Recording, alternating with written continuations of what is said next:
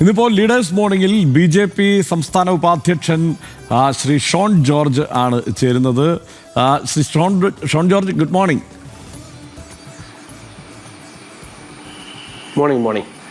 ഇന്നിപ്പോൾ രാവിലെ നല്ല മഴയാണ് എല്ലായിടത്തും. ഷോൺ, കേൾക്കാം. രാവിലെ നല്ല മഴയാണ്, അവിടെ എന്താ അവസ്ഥ? ഇവിടെ ഈ കേരളത്തിലെ ചിറാപൂഞ്ചിയാണ് ഞങ്ങളുടെ നാട്. പ്രത്യേകിച്ചും ഇവിടെ കേരളത്തിൽ വേറെ എവിടെ മഴയില്ലെങ്കിൽ ഇവിടെ മഴയുണ്ട്. പിന്നെ ബാക്കിയുള്ളിടത്ത് മഴ പെയ്യുമ്പോൾ പിന്നെ എടുത്തു പറയേണ്ട കാര്യമില്ല. മഴയുടെ നാടാണ് ഞങ്ങളുടെ. അതുകൊണ്ട് രാവിലെ ആ മഴയൊക്കെ ആയതുകൊണ്ട് പുറത്തിറങ്ങിയുള്ള സജീവമായ പൊതുപ്രവർത്തനത്തിലേക്ക് കടക്കാൻ കുറച്ച് വൈകും എന്ന് കരുതി തന്നെയാണ് ഇന്നിപ്പോൾ എന്തായാലും 10-15 മിനിറ്റ് നമുക്ക് വിനിയോഗിക്കാമെന്ന് കരുതിയിരിക്കുന്നത്. ശ്രീ ഷോൺ ജോർജ്, എന്തായാലും ഇന്നലെ ഇപ്പോൾ CMRL കേസുമായി ബന്ധപ്പെട്ട് ഹൈക്കോടതിയുടെ അതെ പറഞ്ഞോ. ഇല്ലില്ല, ഞാൻ രാവിലെ എത്തിയത്, അതുകൊണ്ടാണ് പറഞ്ഞത്. ഞാൻ ഇച്ചിരി ഇന്നലെ എറണാകുളത്തായിരുന്നു, ഞാൻ രാവിലെയാണ് എത്തിയത്. അത് ശരി. അപ്പോൾ നമ്മൾ പ്രധാനമായും ഷോൺ ജോർജിനെ ഇന്നിപ്പോൾ മുന്നിൽ കാണുമ്പോൾ നമുക്ക് ചോദിക്കാനുള്ളത് CMRL കേസുമായി ബന്ധപ്പെട്ടുള്ള വിവരങ്ങളൊക്കെ തന്നെയാണ്. അതിലിപ്പോൾ അന്വേഷണം ഈ നിലയ്ക്ക് പോയാൽ പോരാ, അതിനപ്പുറത്തേക്ക് ഇപ്പോൾ മുൻ മുഖ്യമന്ത്രിയിലേക്കൊക്കെ പോകണമെന്നുള്ളതാണ് ഈ ഹൈക്കോടതി വിധി വന്നതിന് ശേഷം ഷോൺ ജോർജിൻ്റെ പ്രതികരണമായി കണ്ടത്. എങ്ങനെയാണ് ഇനി എൻഫോഴ്സ്മെൻറ്റ് ഡയറക്ടറേറ്റിൻ്റെ അന്വേഷണം പോകുക എന്നാണ് ഷോൺ ജോർജ് കരുതുന്നത്?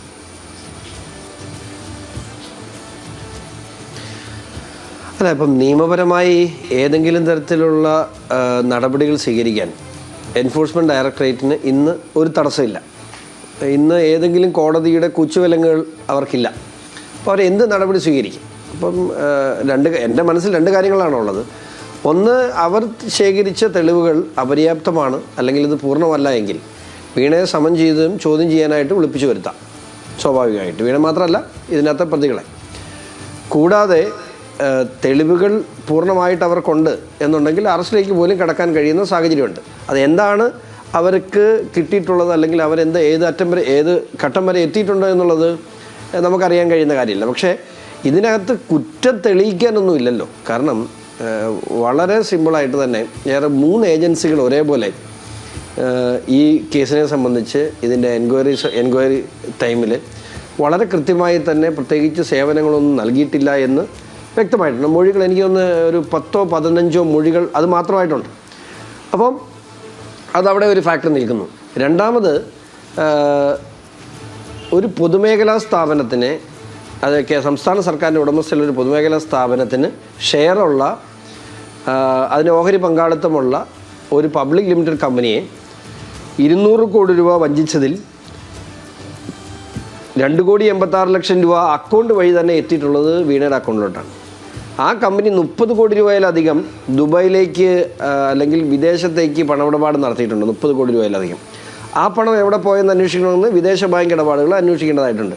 പക്ഷേ വളരെ സിമ്പിളായിട്ട് പറയാമല്ലോ, ഇതിനകത്ത് സെക്ഷൻ 447 അനുസരിച്ചുള്ള കുറ്റകൃത്യം കൃത്യമായി നടന്നിട്ടുണ്ടെന്നും PMLA ആക്ട് പ്രകാരമുള്ള മണി ലോണ്ടറിങ് നടന്നിട്ടുണ്ടെന്നും പ്രത്യേകിച്ച് അന്വേഷിച്ച് തെളിയിക്കേണ്ട കാര്യമൊന്നുമില്ല. അത് വ്യക്തമാണ്.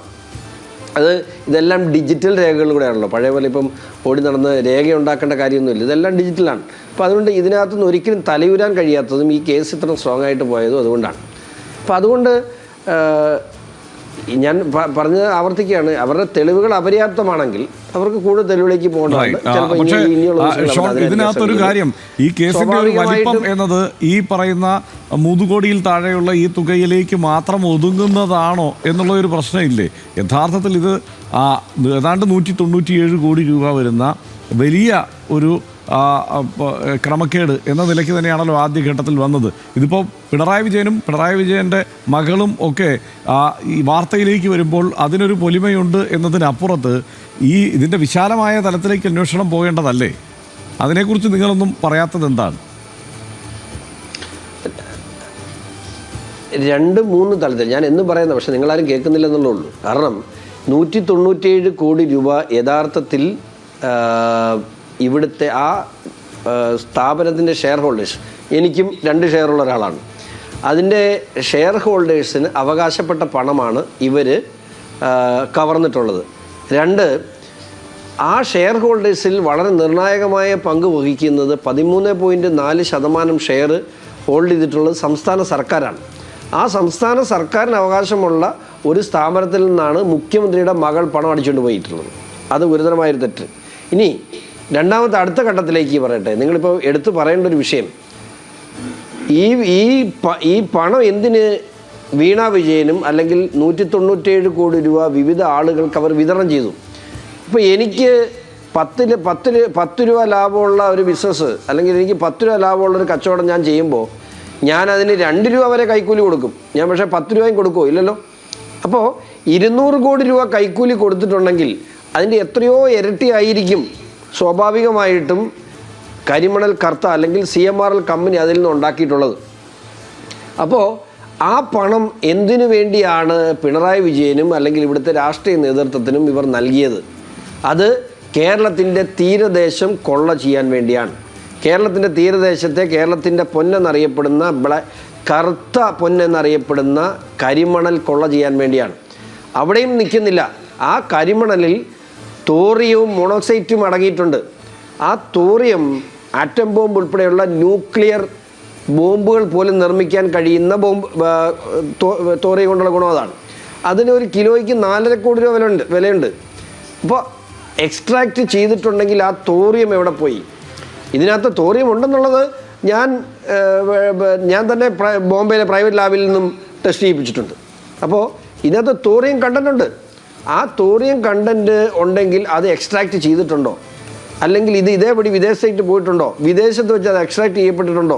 അത് ഈ രാജ്യത്തിനെയും ലോകത്തിൻ്റെ സമാധാനം കളയാനുള്ള ഭീകരവാദ പ്രവർത്തനങ്ങൾക്ക് ഉപയോഗിക്കപ്പെട്ടിട്ടുണ്ടോ? ഇതെല്ലാം അന്വേഷണ വിധേയമാണ്. ഈ അന്വേഷണം ആവശ്യപ്പെട്ടുകൊണ്ട് CBI അന്വേഷണം ആവശ്യപ്പെട്ടുകൊണ്ടും ആറ്റമിക് എനർജി ഡിപ്പാർട്ട്മെൻറ്റിൻ്റെ അന്വേഷണം ആവശ്യപ്പെട്ടുകൊണ്ടും സെക്യൂരിറ്റി എക്സ്ചേഞ്ച് ബോർഡ് ഓഫ് ഇന്ത്യയുടെ അന്വേഷണം ആവശ്യപ്പെട്ടുകൊണ്ടും കേരള ഹൈക്കോടതിയിൽ ഞാൻ ഹർജി കൊടുത്തിട്ടുണ്ട്. ആ ഹർജി കോടതിയുടെ പരിഗണനയിലാണ്. റൈറ്റ്. ഇത് മാത്രമല്ല, ഇതിപ്പോൾ OC, KK, IK, RC അങ്ങനെ പല പേരുകളും ഇതിൽ ഉൾപ്പെട്ടിട്ടുണ്ടല്ലോ. ആ പേരുകളിലേക്ക് അന്വേഷണം പോകുന്നതിന് വേണ്ട ആ പേരുകൾ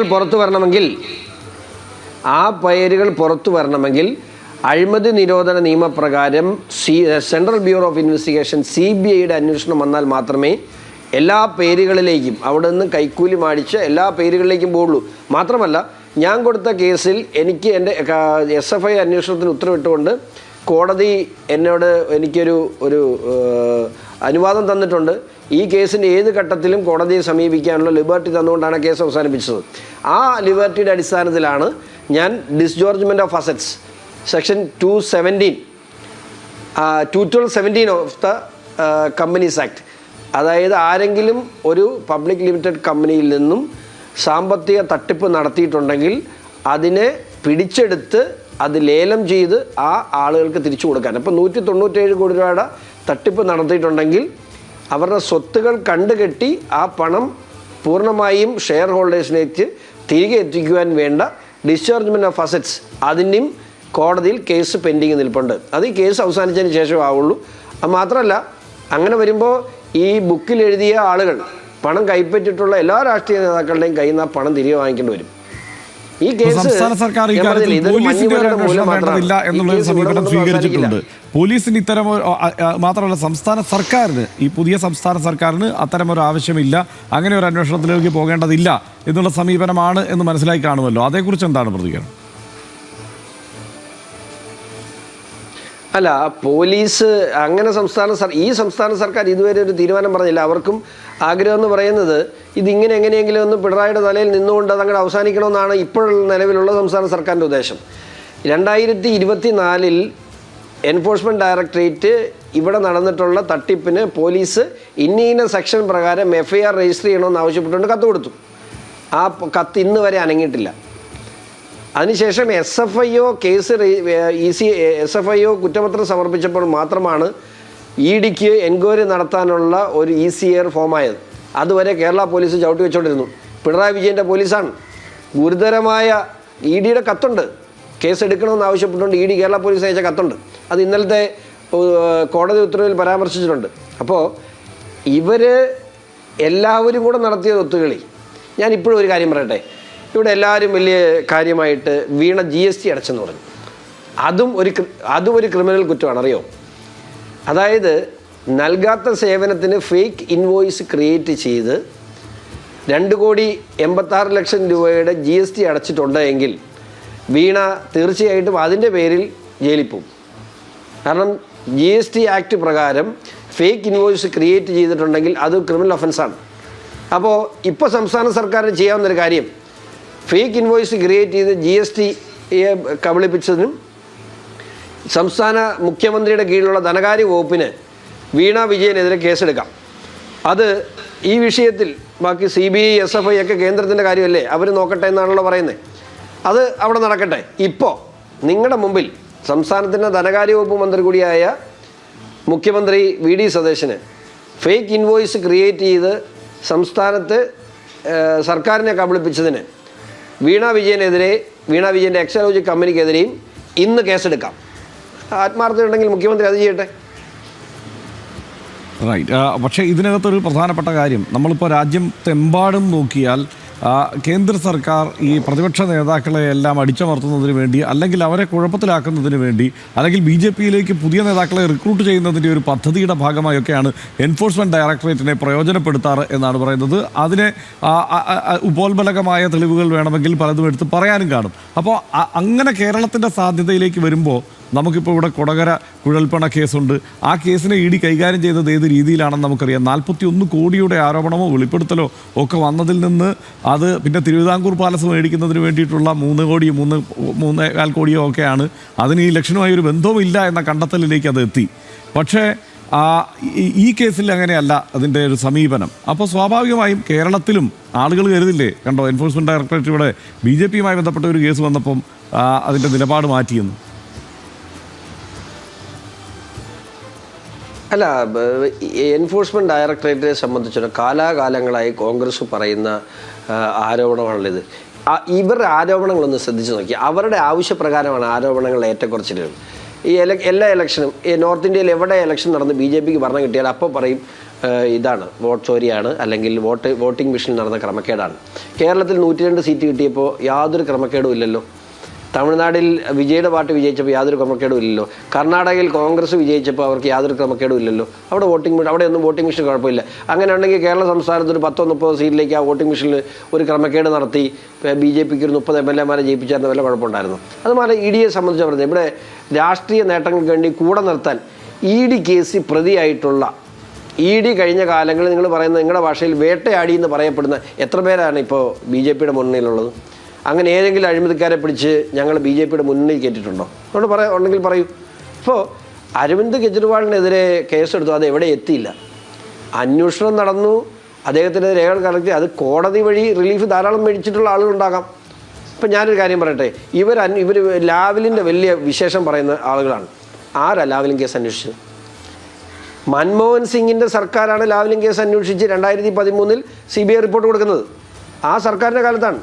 ആ സർക്കാരിൻ്റെ കാലത്ത് റിപ്പോർട്ട് കൊടുത്ത് കേരള ഹൈക്കോടതി പിണറായി വിജയനെ കുറ്റവിമുക്തനാക്കി ആ റിപ്പോർട്ടിൻ്റെ അടിസ്ഥാനത്തിൽ. ആ റിപ്പോർട്ട് സുപ്രീം കോടതിയിൽ പോയി കിടന്ന് നിരങ്ങുക. അതിന് BJP എന്ത് ചെയ്യാൻ? ഞാൻ ഇപ്പോഴും പറയുന്നു, ആ റിപ്പോർട്ട് പ്രകാരം ഒരു കാരണവശാലും പിണറായി വിജയൻ ഒന്നും ചെയ്യാൻ പറ്റില്ല. കാരണം ആ അന്വേഷണം അതുപോലെ നശിപ്പിച്ചാണ് കൊണ്ട് എത്തിച്ചത്. അപ്പോൾ ഇതെല്ലാം ഇങ്ങനെ രാവിലെ മുതൽ സ്ഥിരമായി നമ്മുടെ മാധ്യമ പ്രവർത്തകർക്കും ഉണ്ടല്ലോ, ഒന്ന് പറഞ്ഞ രണ്ടിനുടനെ പറഞ്ഞ് ED കേന്ദ്ര സർക്കാരിൻ്റെ ആയുധമാണെന്ന് കരുതിക്കുമല്ലോ. ഇപ്പം ഞാൻ എന്ത് പറയാൻ പറ്റും? എന്നെ സംബന്ധിച്ചിടത്തോളം ഞാനൊരു കാര്യം പറയാം. ഈ കേസിൽ ഞാൻ BJPയുടെ സംസ്ഥാന ഉപാധ്യക്ഷനാണ്, പാർട്ടിയുടെ കോർ കമ്മിറ്റി അംഗമാണ്.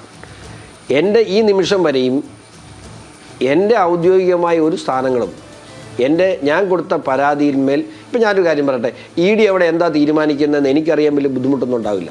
ഞാനൊന്ന് ഇടപെട്ടാൽ ഞാൻ ഈ നിമിഷം വരെയും ഞാനൊന്ന് ഫോൺ പോലും ആരെയും എൻ്റെ പാർട്ടിയുടെ നേതാക്കളെയോ അല്ലെങ്കിൽ ദേശീയ തലത്തിലുള്ള നേതാക്കളെയോ ഞാൻ ബന്ധപ്പെട്ടിട്ടില്ല. കാരണം ഇതിനെനിക്ക് അത്ര നിഷ്പക്ഷമായി ഇത് പോകണമെന്നും ഇത് സത്യസന്ധമായും ഇതിനകത്ത് ഒരു രാഷ്ട്രീയ ഇടപെടലിൻ്റെയും ഒരു കരിനിഴൽ നിങ്ങൾക്ക് തന്നെ അറിയാം. നിങ്ങൾ ആരെങ്കിലും ഈ നിമിഷം വരെ എന്നെ ഇത് രാഷ്ട്രീയപരമായി ഷോൺ ജോർജ് ഇതിനകത്ത് ഇടപെട്ടിട്ടുണ്ടെന്ന് ആർക്കും കുറ്റം പറയാൻ പറ്റുന്നൊരു സാഹചര്യം ഞാൻ ഉണ്ടാക്കിയിട്ടില്ല. കാരണം ഞാനിത് BJPയുടെ ഭാഗമാകുന്നതിന് മുമ്പ് തന്നെ ഈ കേസ് കൊടുത്ത ഒരാളാണ്. അന്ന് ഞാൻ പാർട്ടിയുടെ മെമ്പർഷിപ്പ് മേടിക്കുമ്പോൾ നഡ്ഡാജിയുടെ അടുത്ത് ഞാൻ ചോദിച്ചു, എനിക്ക് ഈ കേസുമായിട്ട് മുമ്പോട്ട് പോകാനുള്ള അനുവാദം തരണം. മാത്രമേ ചോദിച്ചുള്ളൂ. അപ്പോൾ എന്താണെന്ന് അദ്ദേഹം ചോദിച്ചു, എന്താണ് ഈ കേസ്? ഞാൻ വളരെ വിശദമായി കാര്യങ്ങൾ പറഞ്ഞു കൊടുത്തു. അദ്ദേഹം പറഞ്ഞു, ഈ പാർട്ടി ഒരിക്കലും ഏതറ്റം വരെ നിങ്ങൾക്ക് ഇതുമായിട്ട് മുമ്പോട്ട് പോകാം, ഒരിക്കലും നിങ്ങളുടെ കൈക്ക് പിടിക്കാൻ പറ്റില്ല. ഞാൻ പറഞ്ഞു, ഞാനൊരു സഹായവും പാർട്ടിയോട് ചോദിക്കുന്നില്ല. പക്ഷേ ഏതറ്റം വരെ നിങ്ങൾക്ക് മുമ്പോട്ട് പോകാമെന്ന അന്ന് ദേശീയ അധ്യക്ഷനായിരുന്ന അദ്ദേഹം തന്ന വാക്കാണ്. ഈ നിമിഷം വരെ എൻ്റെ പാർട്ടി എന്നോട് പാലിച്ചിട്ടുണ്ട്. ഞാൻ എടുക്കുന്ന നിലപാടുകൾ എൻ്റെ പാർട്ടി എന്നെ പിന്തുണച്ചിട്ടുണ്ട്. അതിനപ്പുറത്തേക്ക് ഞാൻ പോകാൻ ആഗ്രഹിക്കാത്തതിൻ്റെ കാര്യം ഈ കേസ് നല്ല രീതിയിൽ പോകണം എന്നുണ്ട്. മാത്രമല്ല ഇത് ഈ കേസിന്റെ അന്ത്യം വരെ ഷോൺ ജോർജ് ഉണ്ടാകും എന്നുള്ള കാര്യത്തിൽ ഏതാണ്ട് ഉറപ്പാണ്. പക്ഷേ ഇതിനിടയ്ക്ക് ഒരൊറ്റ കാര്യം പറയാനുണ്ട് കേട്ടോ. അങ്ങനെ ED അന്വേഷണത്തെ തുടർന്ന് BJPയിൽ ചേർന്ന നേതാക്കൾ ആരുണ്ട് എന്ന് ചോദിച്ചപ്പോൾ ഇപ്പോൾ സുവേന്ദു അധികാരി ആയാലും ഹിമന്ത ബിശ്വ ശർമ്മ ആയാലും ഒക്കെ 2 സംസ്ഥാനങ്ങളുടെ മുഖ്യമന്ത്രിമാരാണ്. ED അന്വേഷണത്തിന് പിന്നാലെയാണ് BJPയിലേക്ക് എത്തിയത് എന്നുള്ള ആരോപണം നിലനിൽക്കുന്നുണ്ട്. പ്രഫുൽ പട്ടേലുണ്ട്, അജിത് പവാറുണ്ട്. അങ്ങനെ നമ്മൾ പേരെടുത്ത് പറഞ്ഞാൽ ഒത്തിരി പേരുകൾ വരും ഇല്ലേ? അല്ല, അത് ഞാൻ പറഞ്ഞേ, അവരെ ആരെങ്കിലും ഇത്തരത്തിലൊരു ഒരു ഗുരുതരമായ ചാർജ് ഷീറ്റ് അവർക്കെതിരെ ഉണ്ടായിരുന്നു, അല്ലെങ്കിൽ ഇത്തരത്തിലൊരു പരാതി ഉണ്ടായിരുന്നു, എനിക്ക് എൻ്റെ ഡെപ്തിലേക്ക് ഞാൻ പറയുന്നില്ല. അതിലേക്ക് വിശദാംശങ്ങളിലേക്ക് പോകണമല്ലോ. മാത്രമല്ല നമുക്ക് സമയവുമായി ഏതാണ്ട്, അതുകൊണ്ട് നമുക്ക് ഏതാണ്ട് അവസാനിപ്പിക്കാൻ തോന്നുന്നു അല്ലേ ഷോൺ? എന്തായാലും ഈ ഒരു സമയത്ത് ഇങ്ങനെ സമയമുണ്ടാക്കി ഈ വിഷയത്തിൽ പ്രതികരിക്കാനും ഈ മോർണിംഗ് ഷോയിൽ വന്നതിനും വളരെ നന്ദി.